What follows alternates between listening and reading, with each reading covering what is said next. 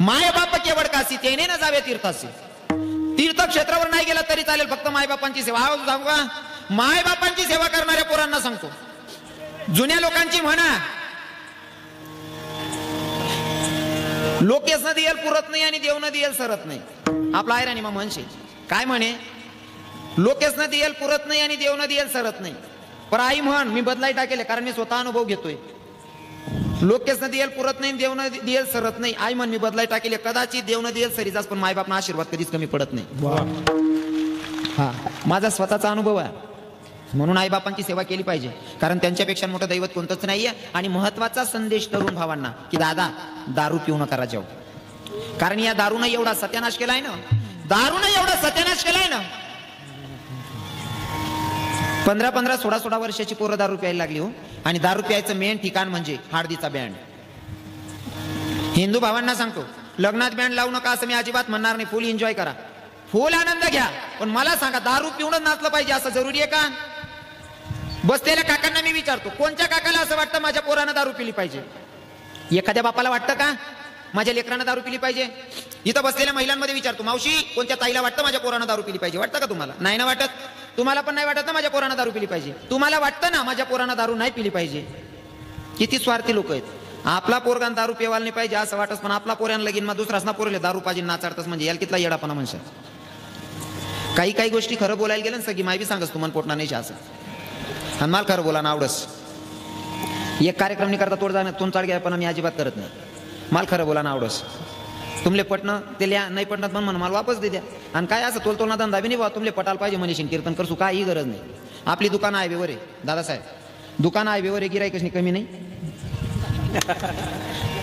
तारीख नाही करता आपण तोलतोल करतात नाही. मी सत्यता मांडीश नाही जाणारा माणूस आहे.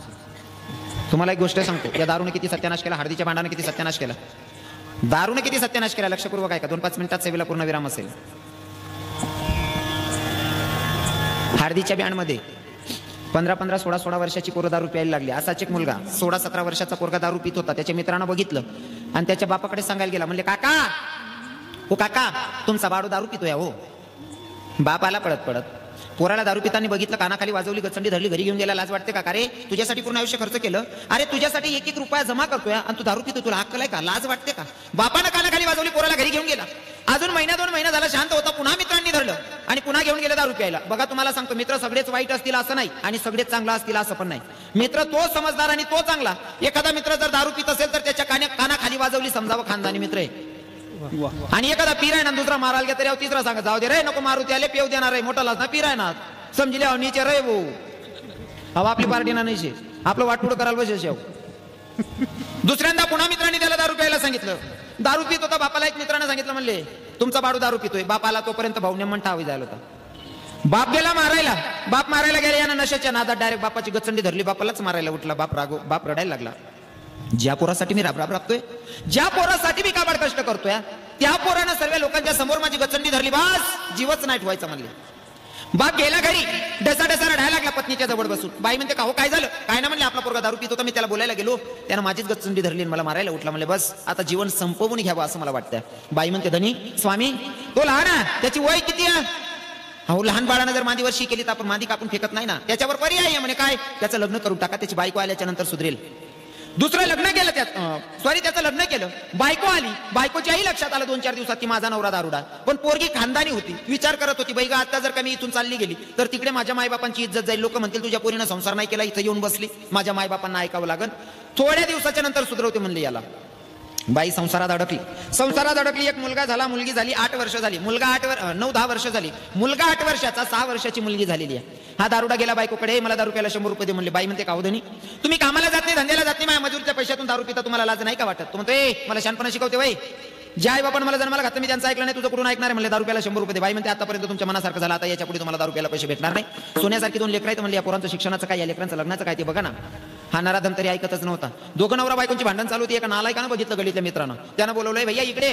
काय झालं? काय नाही दादा, माझ्या बायकोकडनं 100 रुपये मागत, तुम्हाला बायकोनं मला दारू प्यायला 100 रुपये नाही दिले. तुझ्या बायकोनं तुला 100 रुपये नाही दिले, हे जर माझ्या बायकोनं बघितलं तर ती मला पण विरोध करेल. एक काम कर, 100 रुपये मी देतो, पण दारू पिऊन ये आणि तुझ्या बायकोला भर चौकात आणून मार म्हणला. या नराधमानं 100 रुपये घेतले, दारू पिऊन आला. दारू पिऊन आल्याच्या नंतर बायकोची केस धरली, फरफडत भर चौकात आणलं आणि भर चौकात बायकोला मारतोय. बाई सांगते धनी बाईची अब्रू म्हणजे काचेचं भांडं असतं धनी. मला मारायचं असेल तर 4 भिंतीच्या आडमध्ये मारून टाका, पण समाजाच्या समोर नका हो मारू, मी तुमच्या पाया पडते. पण हा नराधम मारतच होता. 6 वर्षाची मुलगी 8 वर्षाचा मुलगा, एकीकडनं पोरीनं पाय धरला, एकीकडनं पोरानं पाय धरला. दोघं लेकरं सांगत होते, पप्पा नका ना मारू माझ्या माईला. हा नराधम तरी मारतच होता.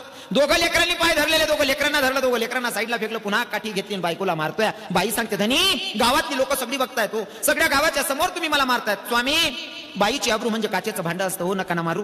मला घरामध्ये मारून टाका, पण लोकांच्या समोर नका मारू. कारण तुम्ही जर का समाजाच्या समोर मला मारत असाल तर लोक मला कोणत्या नजरेनं बघेल. या बाईचा असा कोणता गुन्हा असेल का तिचा नवरा तिला भर चौकात मारतोय. धनी नका ना मारू. तरी हा नराधम मारतच होता. बाई म्हणते, बस लग्न झालं तेव्हापासून दारुड्याचा संसार करत्या. अरे आज तर हदच केली, पूर्ण गावातली लोक मला बघतायत, मी सगळ्यांच्या समोर मारला. अरे बाईची अब्रू काचेचं भांडं असतं, लोक काय विचार करत असतील माझ्याबद्दल. मला आता जीवच ठेवायचा नाही. बाईनं ठाम निर्णय घेतला, मला आत्महत्या करून मारायचा. शेतीचा मार्ग धरला, पॉइझनचा डब्बा हातात घेतला, विष प्राशन करणार. पण नजरेच्या समोरची मुकली 2 लेकरं आली, मुलगा मुलगी. बाई जर का मी आज विष प्राशन केलं, माझ्या लेकरांचं काय होणार आहे. कुठंतरी मला निर्णय बदलावा लागेल. बाई घरी आली. घरी आल्याच्या नंतर येणारा धमाना घरात काहीच राहू दिलेलं नाहीये. बाई विचार करते, आजच्या दिवस माझ्या लेकरांना काहीतरी गोडधोड करून खाऊ घालायची इच्छा आहे म्हणले माझी. दुकानदाराकडे गेली, दुकानदाराचे पाय धरले. दुकानदाराला सांगितलं, दादा माझ्या घरात काहीच नाही, पण तुझ्या पाया पडते रे, मला थोडासा गुळाचा खडा, थोडीशी दाळ दे ना. आज माझी खूप इच्छा आहे माझ्या लेकरांना काहीतरी गोडधोड करून खाऊ घालायची. मी मजुरी करेल आणि तुझं उधारी चुकती करेल, पण आजच्या दिवस मला दाळ आणि गुळ दे ना थोडा. दुकानदाराकडनं उधार वस्तू मागे. उधार वस्तू आणल्या, पुरणाची पोळी बनवली, पुरणाची पोळी ताटात घेतली. डोळ्यातून गडगडा अश्रू वाहत आहेत. मायच्या डोळ्यातून गडगडा अश्रू वाहत आहेत आणि लेकरांना जवळ धरून बसली. डोळ्यातून गडगडा अश्रू वाहत आहेत. त्या अश्रूनं ओलीचिंब झालेली पोळी त्या लेकरांना घास भरवते आणि पोरांना सांगते, दादा उद्या जर या जगात मी नसेल ना राजा, उद्या जर या जगात मी नसेल ना, तरी तुझी बहीण नाही, तुझी मुलगी समजून हिला वागशील बेटा. आणि त्या पोरीला सांगत होती, दीदी तुझा दादा जर का तुझ्यावर रागवला ना, हा तुझा भाऊ नसेल, तुझा बापच असेल, तुझ्यापेक्षा मोठा आहे बेटा. तुम्ही दोघं एकमेकांना समजून घ्यायचं. पोरं म्हणतात, आई तू कधी ना अशी बोलणारी, आज अचानक अशी काहून बोलते ग. मायनं सांगितलं, राजा माणसाचं आयुष्य म्हणजे पाण्याचा बुरबुडा रे, कधी कुठून काही सांगता येत नाही, म्हणून समजवते बाबा. पोरांना माई समजवते. तोपर्यंत तिचा नवरा अजून दारू पिऊन आला आणि बायकोला म्हणतो, ए मला जेवायला वाढ म्हणले. बायकोनं पूर्णाची पोळीचा ताट तो पतिदेवाच्या समोर ठेवला. त्या नालायकानं पूर्णाची पोळी बघितली, उलटा ताट बायकोच्या तोंडावर मारून फेकला. कागद तुला कळतंय का दारू पिल्याच्या नंतर काय खायला लागतं. म्हणले, पूर्णाची पोळीच का बनवली. बाई म्हणते, बैग या नालायकानं घरात काहीच राहू दिलेलं नाही, मी पूर्णाची पोळी खायला देते तरी सुद्धा मला मारतोय. मी कुठं तरी निर्णय बदलला असता, पण आता मला जीवच नाही ठेवायचा म्हणून आत्महत्याच करायची.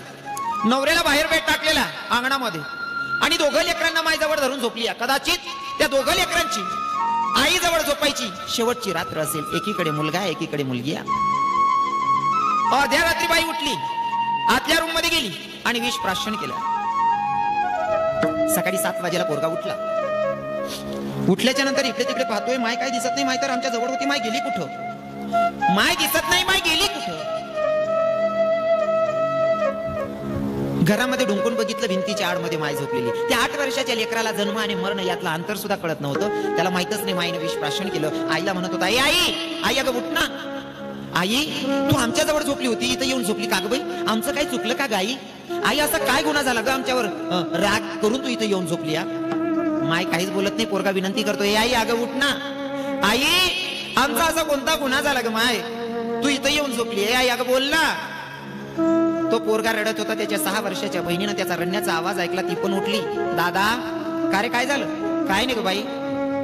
आईला 1 तासापासून उठवतोय. दीदी आई उठत नाही ग. कदाचित आई माझ्यावर रुसली असन. दीदी तू तरी आवाज दे ना, तुझा आवाज ऐकून तरी आई उठेल. दीदी तू आवाज दे ना माईला. 6 वर्षाची पोरगी माईला सांगते, आई अगं उठ ना. दादा तुला 1 तासापासून उठवतोय, तुला दया नाही का कहते. माई अगं उठ ना.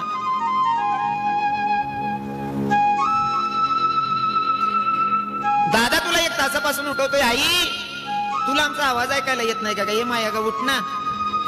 दादा दोघं लेकरं रडत होते. गल्लीतल्या बाया जमा झाल्या. बाई पोराहो काहून राहिलेत रे.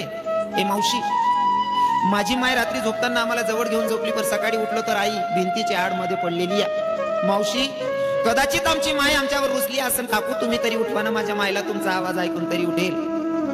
गल्लीतल्या बाया त्या बाईवर रागवायला लागल्या. बाई अगं उठ ना, तुझे लहान लहान लेकरं रडतायत, तुला लेकरांची दया नाही का काय. ए बाई अगं उठ ना. एक म्हातारी जवळ आली. पुरी हो तुम्ही त्या बाईला उठवताय, पण ती मेली की जिवंत ते तर बघा ग. म्हातारी जवळ आली. त्या बाईच्या हाताची नाडी बघितली. हाताची नाडी बघितली, हातच सोडला. दोघं लेकरांच्या डोक्यावर हात फिरवला. सांगितलं, बाळा तुमच्या माईला आता उठून काहीच उपयोग होणार नाही रे राजा. का गाजी काय झालं. राजा तुझी मायला उठवून काहीच उपयोग होणार नाही, कारण तुमची माय तुम्हाला कायमची सोडून गेली. पोरं डसा रडायला लागली. आजी असं नको ग सांगू, माझी माय जर मामाच्या गावाला जायची तरी आम्हाला सोबत न्यायची, मावशीकडे जायची तरी आम्हाला सोबत न्यायची, आणि आजी तू म्हणते आमची माय आम्हाला कायमची सोडून गेली. आई कोणाच्या भरोशावर, कोणाच्या विश्वासावर गे माय? शेतात जायची तरी बाजूच्या काकूला सांगून जायची, बाई माझ्या पोरांवर लक्ष ठेवू म्हणून. एक दिवसासाठी जायची तरी समध्यांना सांगून जायची आई, आणि कायमची सोडून गेली. कोणाच्या भरोशावर, कोणाच्या विश्वासावर गे माय? बोल ना दादा, ज्या लेकराची माय गेली त्या लेकराला विचारा ते दुःख काय असतं. काय असतं ना, ज्याच्याकडे असतात ना मायबाप त्यांना त्याचं महत्व कळत नाही, त्याचं व्हॅल्यू कळत नाही. ज्याला हात नाही त्याला विचारावं हाताची किंमत काय असते, ज्याला पाय नाही त्याला विचारावं पायाची किंमत काय असते, ज्याला डोळे नाही त्याला विचारावं डोळ्याची किंमत काय असते. खिशामध्ये 1 रुपया नाही, घरात 2 पोरी लग्न करण्याच्या वयात असाव्या, त्या बापाला विचारा पैशाची किंमत काय असते. आई अरण्यात अडकलेला माणूस 4-4 किलोमीटर अंतरावर पाण्याचा सहारा नाहीये, त्या तहानलेल्या व्यक्तीला विचारा पाण्याची किंमत. तसं ज्याला मायच नाही ना त्या लेकराला विचारा मायची किंमत. तो पोरगा सांगेल माय नसल्यावर जीवन कसं वाटतंय. दोघं लेकरं रडत होते महाराज. तो दारुड्या माणसानं ऐकलं की माझ्यामुळे माझ्या बायकोनं आत्महत्या केली. आता म्हणतो तिचे नातेवाईक येतील मला त्रास देतील, यानं घाई शेतीचा मार्ग धरला, विहिरीत उडी मारली, याने सुद्धा आत्महत्या केली. दोघंही मेले, माय पण गेली बाप पण गेला. पण कधी कल्पना करा आत्महत्या करणाऱ्यांना, आपण चालले जातो पण आपल्या मागे आपल्या लेकरांचं काय? कधी प्रश्न विचारा स्वतःला. आत्महत्या करताना फक्त डोळ्याच्या समोर एक ठेवायचं की माझ्या लेकरांचं काय, कारण हे पोरं अनाथ झाली. आपल्याला वाटतं कोणीतरी सांभाळेल, दादा कोणी सांभाळत नाही, कुणी कुणाचं नसतंय, कुणी कुणाचं नसतंय. एखाद्या गल्लीतली मावशी म्हणत असेल राजा रडू नको रे, तुझी माय गेली म्हणून काय झालं, मी तुझ्या माय सारखी. मावशी तू माय सारखी आहे भाई, पण माय नाही, कारण तिची जागा कोणी घेऊ शकत नाही. गल्लीतल्या काकूने जर गावरान तुपाचा शिरा खाऊ घातला ना त्याच्या पण पोट भरत नाही, पण मायनं नुसतं मायेनं डोक्यावर हात फिरवला तरी सुद्धा पोट भरतं. ही मायची ताकद आहे, ममतेची ताकद आहे. मायबाप दोघी मेले दादा. प्रसंग आला, सण पोळ्याचा, आताच गेला ना पोळ्याचा सण, गेला ना पोळ्याचा सण होता. ज्या पोराचे मायबाप मेले, फक्त 8 वर्षाचा मुलगा, तो मुलगा एक मारका बैल घेऊन असा गल्लीत फिरत होता. पण तो बैल आहे ना त्या पोराला मारायला यायचा, पुन्हा तो बैल पळायचा, हा मुलगा पळत पळत जायचा, पुन्हा त्या बैलाची दोरी धरायचा, तो बैल पुन्हा या लेकराला मारायला यायचा. बसलेले टोपीवाले बाबा होते, एका बाबांना आवाज दिला, अरे सागर, अरे बेटा तो बैल तुला मारेल, त्याचं शिंग तुला लागेल, त्याची जखम होईल, बेटा सोड ना, त्या बैलाची दोरी काढून धरतो या. त्या 8 वर्षाच्या पोराच्या डोळ्यात अश्रू होते. त्याने सांगितलं, बाबा हा मारका बैल मी घेऊन फिरतोय, हाऊस म्हणून नाही हो बाबा, हाऊस म्हणून नाही बाबा. आज पोळ्यासारखा सण, तुमच्या घरामध्ये कोणीतरी मोठा व्यक्ती असेल पुरणाची पोळी बनवणार, पण बाबा माझ्या घरात फक्त 6 वर्षाची बहीण, माझ्या घरात पुरणाची पोळी बनवणार सुद्धा कोणीच नाही हो बाबा. माझी बहीण 6 वर्षाची, तिला पुरणाची पोळी खायची, कारण प्रत्येकाच्या घरात पुरणाची पोळी बनते, माझ्या घरात पोळी बनवणार कोणी नाही. हा बैल मारतोय मला कळतंय बाबा, पण हा बैल एवढ्यासाठी घेऊन फिरतोय. कदाचित एखादी माय आज पोळा या नंदीची पूजा करेल ना, घासभर पुरी या नंदीला खाऊ घालेल, तर घासभर पुरी मला पण देईल, आणि तेवढी पुरी मी माझ्या दिदीला घेऊन जाईल. महाराज तेवढ्यासाठी हा मारका बैल घेऊन फिरतोय.